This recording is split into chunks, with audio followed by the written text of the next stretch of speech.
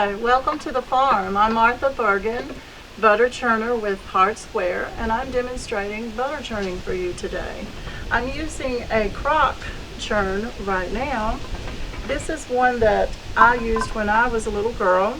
This is the dasher, and as you can see, you're not just going to be going up and down, you're going to be twisting your wrist also. Some people think it's just a one motion, but you got to put that movement in it because this is a 3-gallon churn.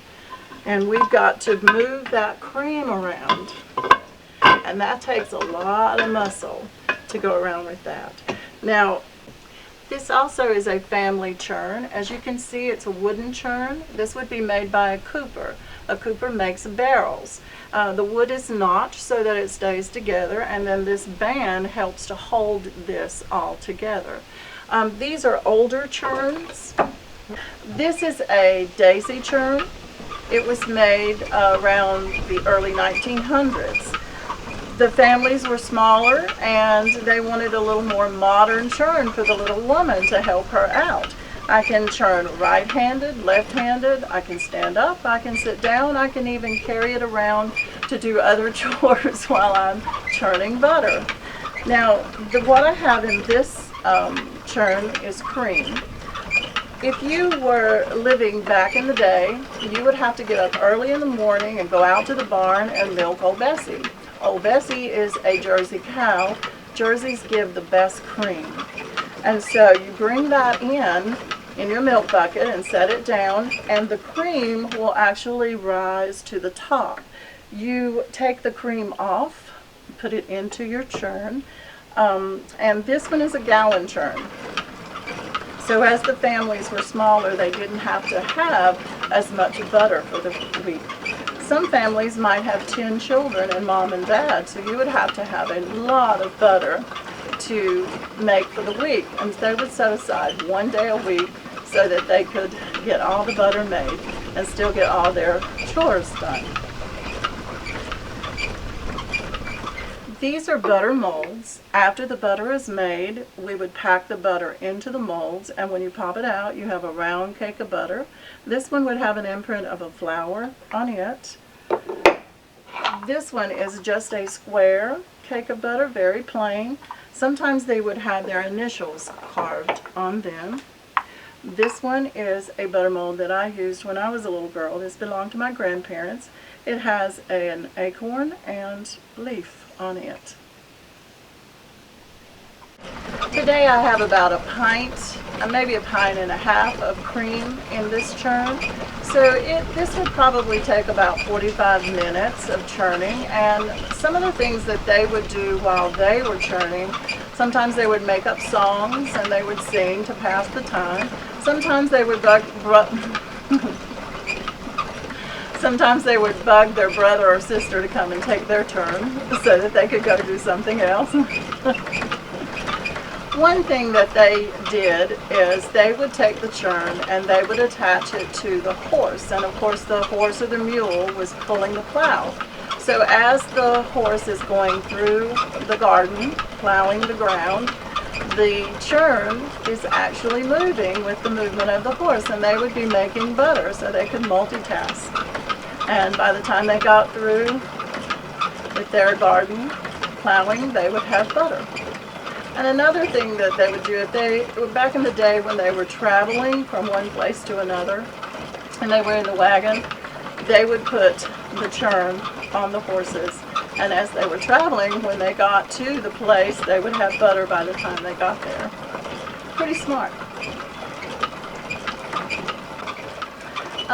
In the summertime, when it's hotter, the butter makes quicker. In the wintertime, they would set the churn close to the stove so that it would warm up a little bit.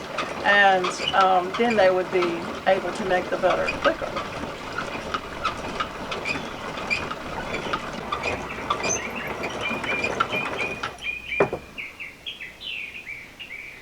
Now, as you can tell, this cream is starting to turn into butter, but it's not ready yet. We have just a little bit further to go.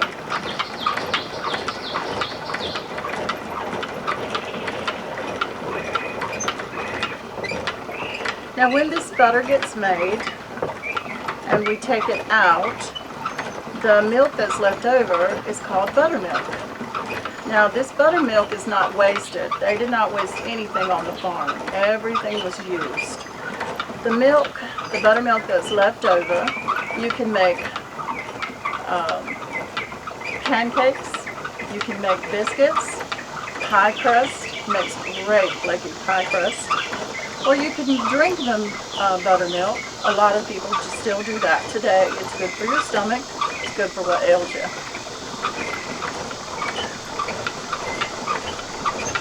Some people put salt in their butter, but we never did. And so I prefer unsalted butter for my cooking. But that is the only ingredient that you need to make butter. You just need cream. If you don't have all of these churns, all you have to do is get a jar, put some cream in it, let it sit out so that it can begin its clabbering process. Shake it and shake it until you get butter. And that's all you need. I'm going to go ahead and take the lid off. And I want to be as clean with this as I possibly can. So I'm going to take and put this here just a little bit.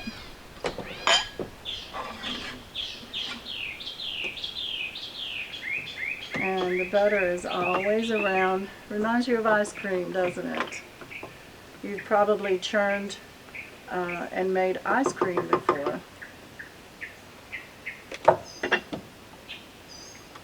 Now I'm using 2 wooden spoons, and I have a bowl here that I'm just simply going to put this in. The more of the cream that you can squeeze out, the more yellow your butter will be. And when you buy margarine, it is colored yellow to have the appearance of butter. But butter is naturally like this, okay?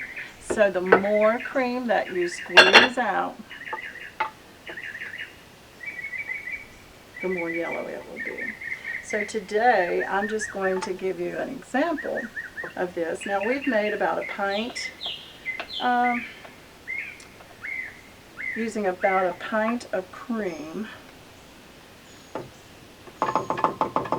We have probably a pound.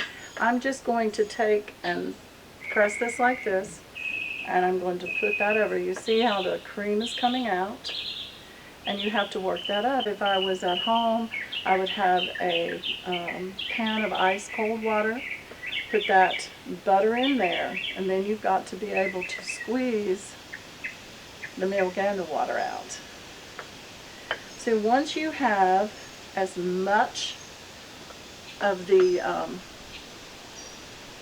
cream out that you can, you would pack it into your butter molds, pop it out into your butter dish, and you would be ready to bring it to your table to enjoy some wonderful butter on those cat head biscuits. Thank you so much for being with me today. I've enjoyed this. I hope you've learned a lot. Get you a jar and some cream. See if you can make some butter. Thank you.